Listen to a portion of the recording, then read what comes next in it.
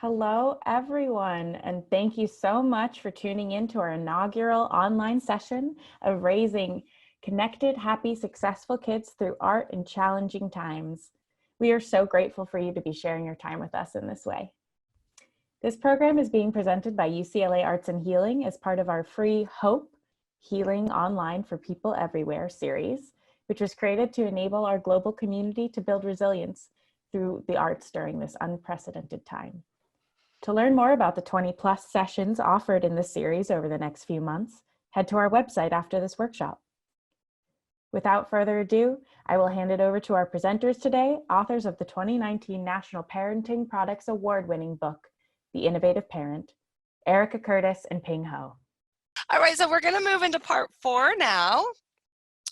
Oh, and I should say at home, right, again, go ahead and right now, if you'd like to, you can take a piece of paper and do a little doodle, create your own helping thought. Maybe we'll even just pause for 10 seconds while you do that. It's really important to note that it does not take a lot of time. 10 seconds, that's it, right? Quick little helpful thought, doodle. What do you need to get through the rest of today, to get through the week, to get through a larger stressor maybe going on in your life right now with all the changes happening? And so go ahead, I invite you to do that right now. Draw a little shape or a character, or go back and pick an emoji. I'm going to show you how easy it is right now as you all at home are. And if you're not, you can take a water break. We won't know. You can sneak away. So I'm going to just do a quick search here for images of emojis. And there we go, right? So we've got a whole list of emojis on the phone. Okay. Now, the only thing that I ask you is if you're going to use your phone to access pictures of emojis, is not to get distracted, because as soon as we pick up our phones, it's very easy to start then checking our feeds and reading news and texting and everything. So especially, sometimes what I do is I make people take an oath that if you're going to use your phone, I won't know if you're taking the oath or not, but if you're going to use your phone to look up emojis, promise that you're not going to get distracted and start reading your news feed, okay? All right. So I think that was enough time to let people create a little helping thought. So we're going to move on now to part 4, which is creative problem solving and shifting emotional energy. So I'm excited to show you, this is sort of hot off the presses. This was something my daughter did yesterday. And I'll actually come out of, so I don't know if they can see it, if everybody at home can see it better when I come out of the PowerPoint. So Ping and I were just checking that everything was running smoothly yesterday. We had a little dress rehearsal for today, and my husband had gone to the grocery store, which takes a long time, right? Because of the necessary precautions of needing to wait in line to get in. And so anyways, I thought he would be back in like an hour. It took him over 2 hours, which was fine, but that meant that I was working from home with my 3 children, which is a very, very, very common scenario right now. I don't know if I know anybody with children who isn't dealing with a work at home with children scenario right now, okay? It's actually amazing that my children have not busted through the door during this time right now, or Ping's grandchildren. For that matter. Well, but yesterday they were, because I was actually double duty. I was working and on mom duty at the same time. So my kids ran in and mom, can we have screen time? Can we have screen time? And we're a pretty low screen time family, and I needed to get work done because Ping and I needed to finish up our dress rehearsal and make sure everything was in order.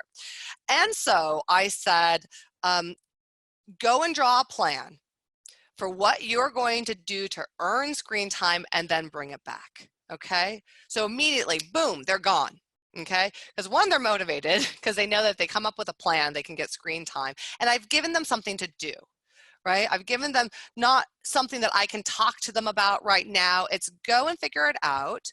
solve this problem, right? We're getting into problem solving through art now. So this was, she just used writing, but she graphed it out here. She included little check if it's good, put an X if it's not.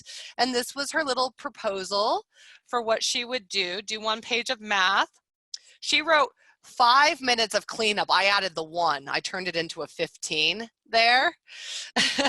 And then she said she would read for 20 minutes. And then she brought me a pen and I said, check, check, check. And then I handed her her plan back. And so it's a concrete item that she can now, an artifact that she can take with her to self-regulate her own plan. My daughter is 7 years old, the one who did this.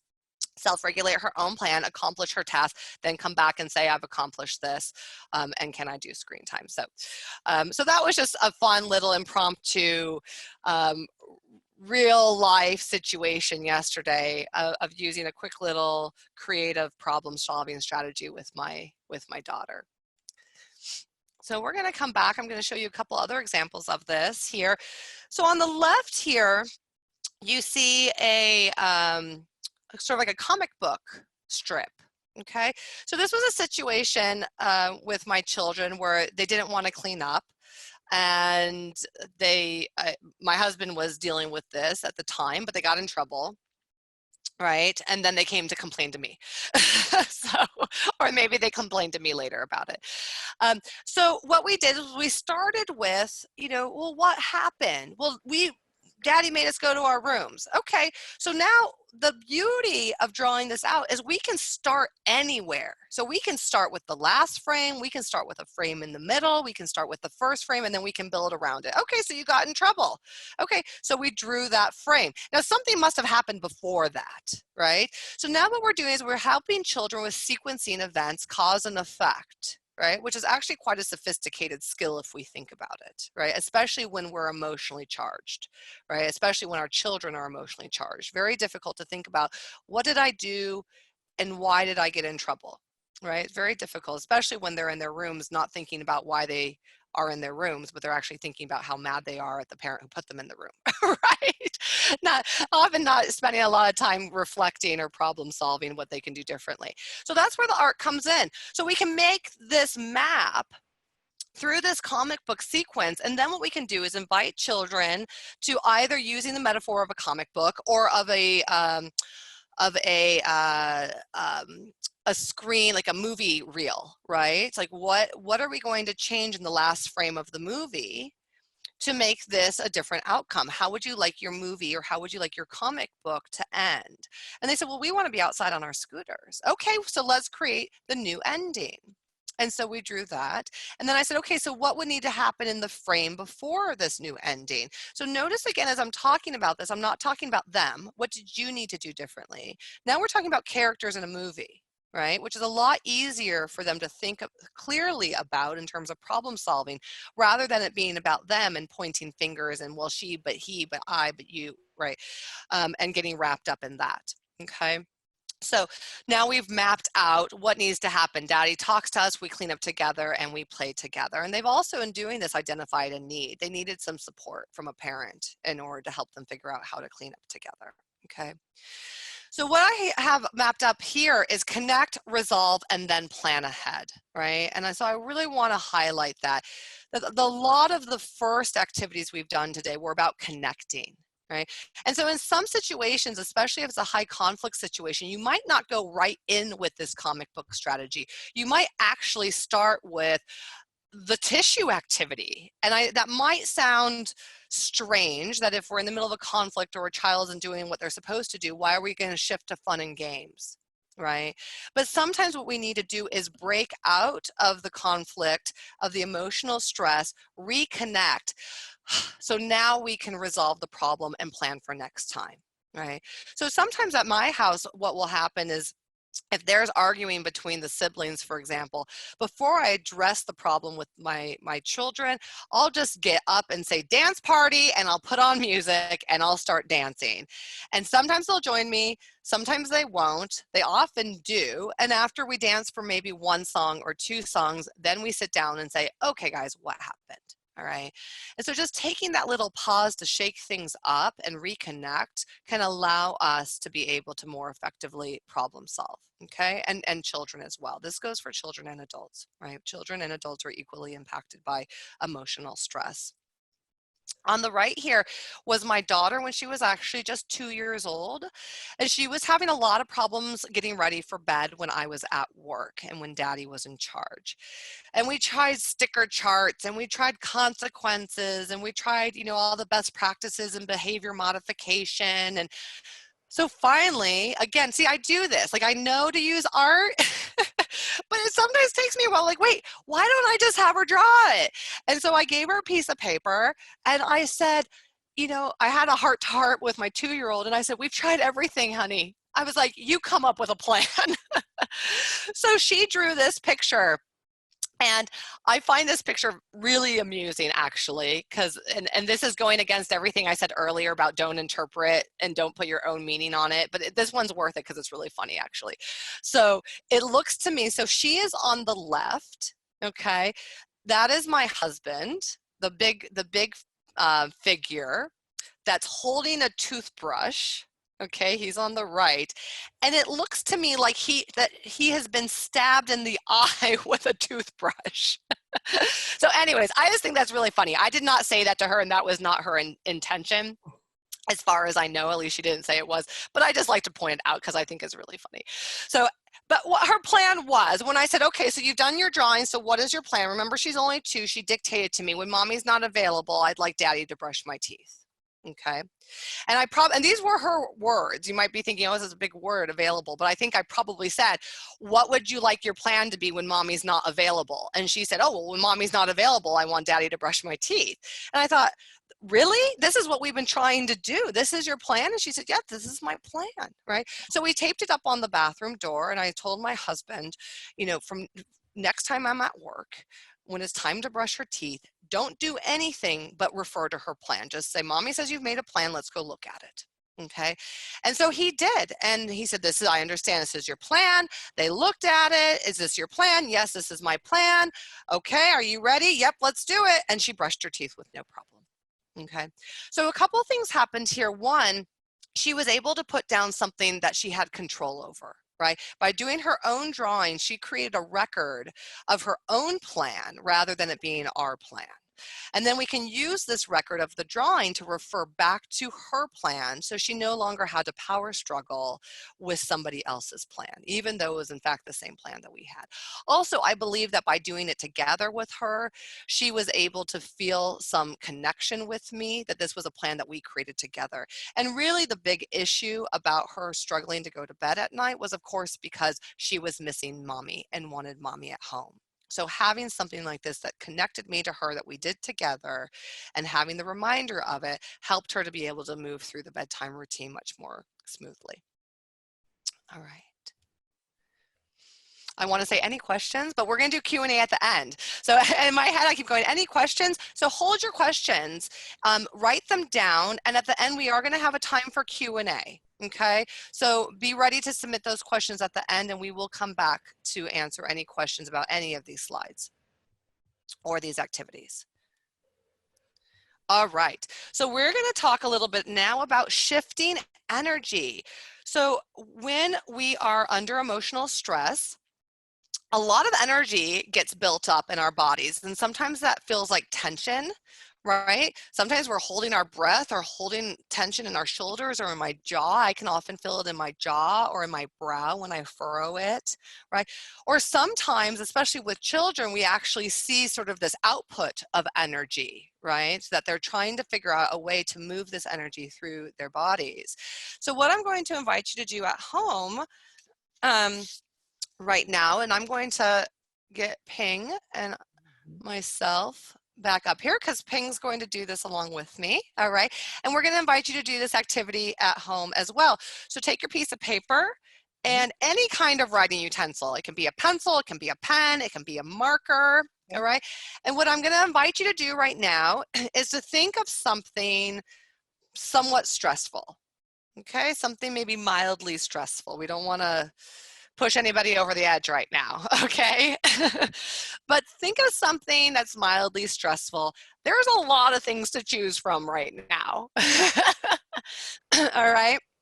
And now once you've got a sense of that stressful situation, or maybe a stressful person, or, and that you can kind of get a feeling of that stress in your body, we're going to invite you to go ahead and do a scribble.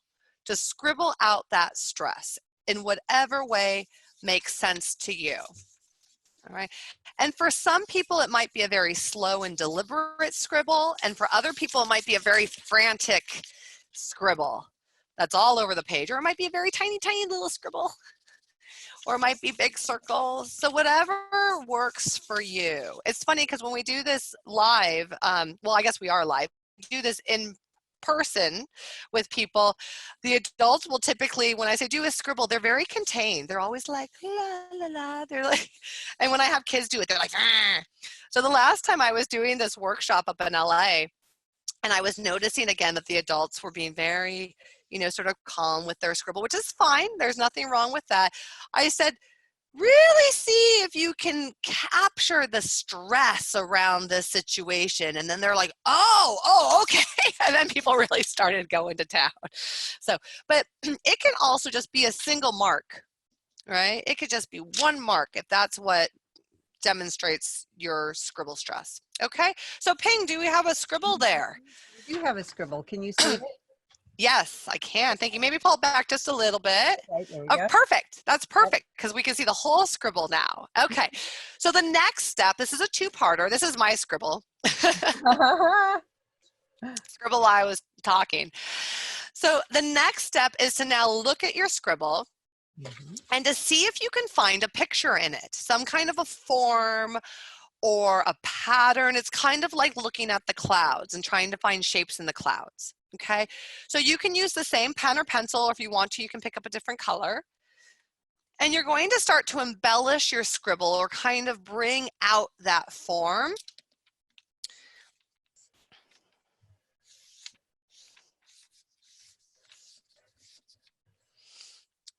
And feel free to take as much time with any of these activities. And if you want to come back to any of them later, you can spend more time on them.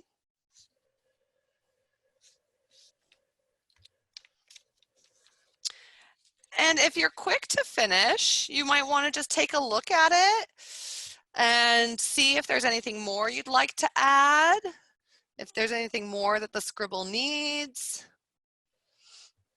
Or you could even add a word if you'd like to. You can title it. You could add a word or two or three.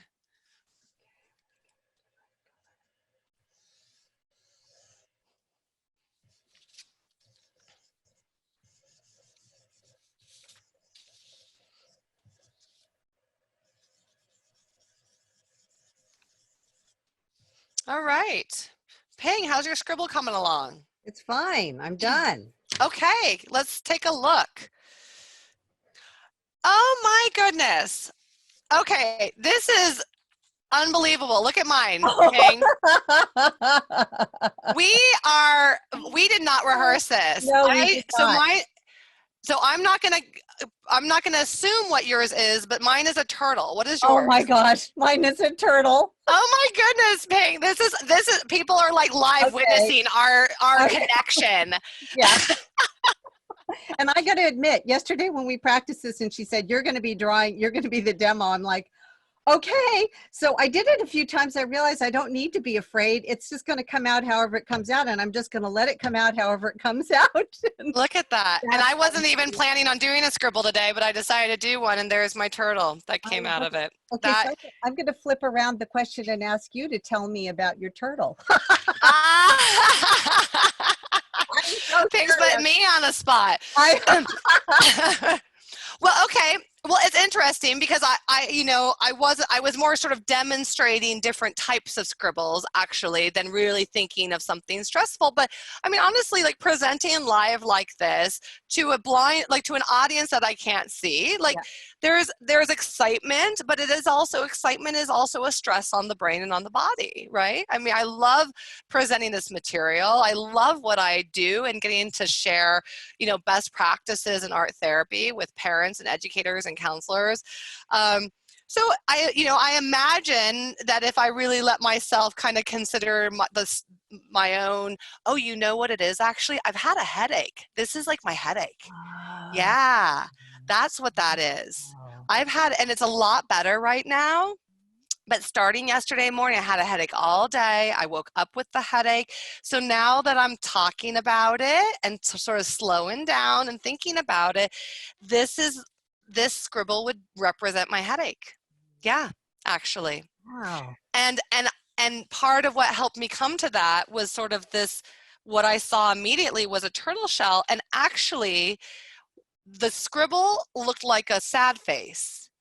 And I didn't want it to be a sad face, so I used a different color to make a smile instead, but it looked sad. The black line actually just happened to look like a sad turtle. And I was like, oh, I don't want the turtle to be sad. So I was able to, have some agency over this and sort of encapsulate the scribble and turn it into a happy turtle.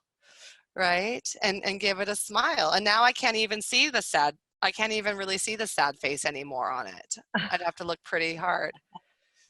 Yeah. So there you go. Yeah. So I think that's a good demonstration, actually. That was completely unrehearsed for myself as well. But it's a really nice demonstration that even for myself, I mean, I'm on right now, I'm thinking, I'm talking, but as soon as I paused and did this and you invited me to look at it, and that was a big piece of it actually, Ping, because I could have just done this and set it aside. But you're sort of turned towards me and saying, I'm going to ask you about yours, Erica, right? Like, I actually feel very taken care of right now. Right? Which is surprising, right? And to be able to have an opportunity to look at my drawing and to reflect in that way gave me some new insight into how I've been feeling and how I'm feeling now, right? And what I really want right now. Yeah. And do you mind if I share? Please what's do. interesting is that I did not expect the image that emerged from the scribble to actually represent anything necessarily related to the stress itself. However, I realized in the turtle image that I get frustrated when things are too slow. Like when I have a vision and it's moving too slowly. And now I realize the turtle actually has wings. The turtle is flying. So anyway, that's all I wanted to say. Wonderful. Yeah, thank you. And now, Ping, you're going to share another type of activity that we can do to shift energy. So just to reorient everybody, right now what we're talking about is ways that we can shift energy. One of the ways that the scribble can shift energy is actually physiological, because we're taking an emotion, and if you are, doing this, you're discharging some of that energy. And even if you're scribbling like this, it's moving the body, right? It's allowing the body to move rather than just sitting there holding the stress in, right? So we can start to move it and put it on the paper, and in that way sort of shift the energy literally out of our bodies.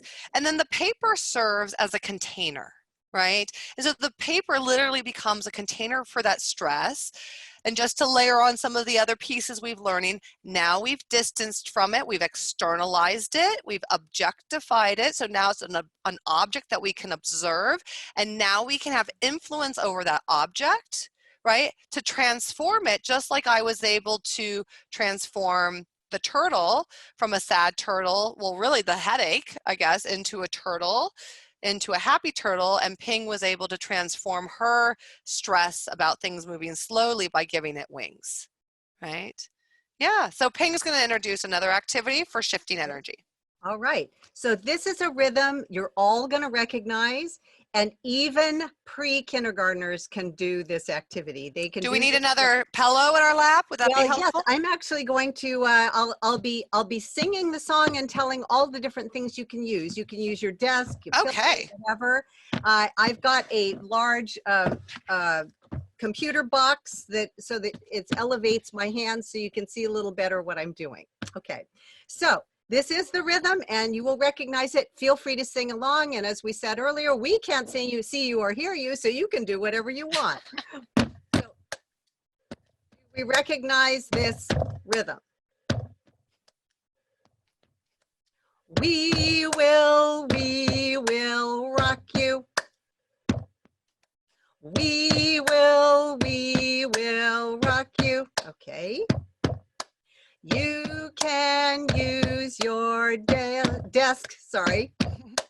You can use a pillow. You can use your diapers. You can use whatever you want. You can change the lyrics. Erica, would you like to contribute a lyric? Oh yeah, I'll do the one that I was using last week with online school, right? All right. We will do our online school. I've got one here. We will share our Legos. Oh, I'm going to use that one. Okay, and now we're going to transition into a rumble. So a rumble is an activity. I'll keep the rhythm going because it helps us pay attention.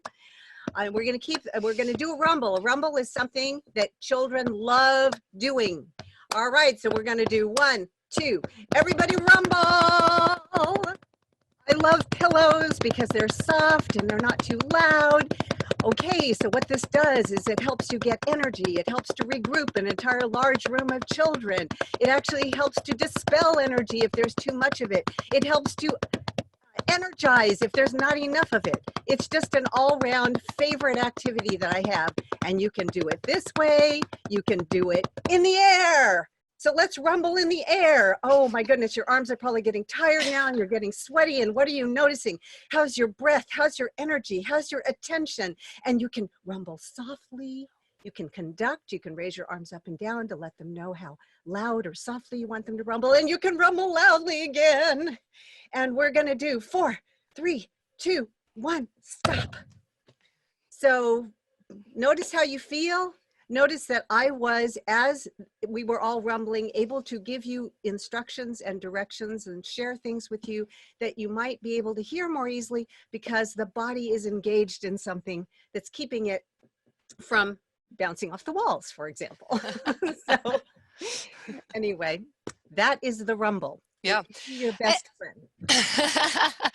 And I want to share that we had an attendee at a workshop once paying a gentleman, and he did something similar. I believe he went home that evening and his kids were setting the dinner table and arguing, and so they stopped and did a little hand clapping rhythm. Yeah. And they got the dinner table set. So just to reiterate, this doesn't have to be with just 3, 4, 5-year-olds. We often associate these types of activities with preschool because that's when they're doing a lot of cleanup songs and rhythms and things during transition time. But I think you would agree with me, Peng. I think that we should, use these all the way through school up into adulthood, right? And he had an age range. I remember he had some older children and some younger children also that they did something similar in order to get the table set, right? By banging on the table and then putting the plates on the table and passing things along. Yeah. Because that's a cranky time when everybody's hungry and, everyone wants their food. And so by getting them in a rhythm, we're getting in sync with each other. We're feeling connected, having fun, and it's easier to give a directive without incurring resistance. Right. Right. And even if your teenagers roll their eyes at it and don't participate, again, even if you're doing it, right, it lightens the mood. And so there's less combatantness around a non-preferred activity. Okay. So thank you, everybody, I feel energized again. I think we needed that kind of home stretch here for our listeners at home as well. So this is, again, where I'm going to try to wake up my slides. Wakey, wakey time.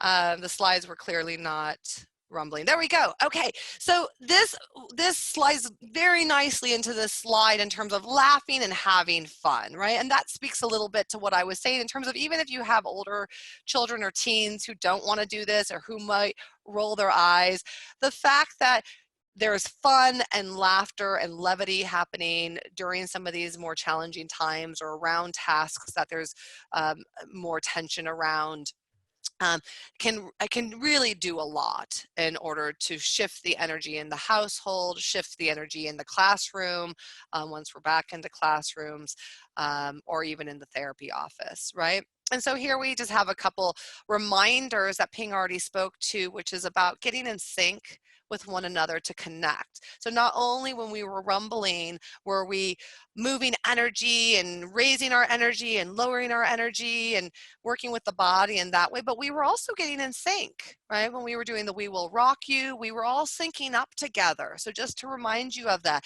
you're sending all these beautiful subconscious messages to your children when you're doing that bump, bump, ch, bump, bump, ch together. If they'll join in with you or other people are joining in, you're all syncing up, which sends this unconscious message that we're in this together, right? We're connected. And as Ping mentioned before, with that amazing research that shows us that people are more helpful when they're synced up with, right?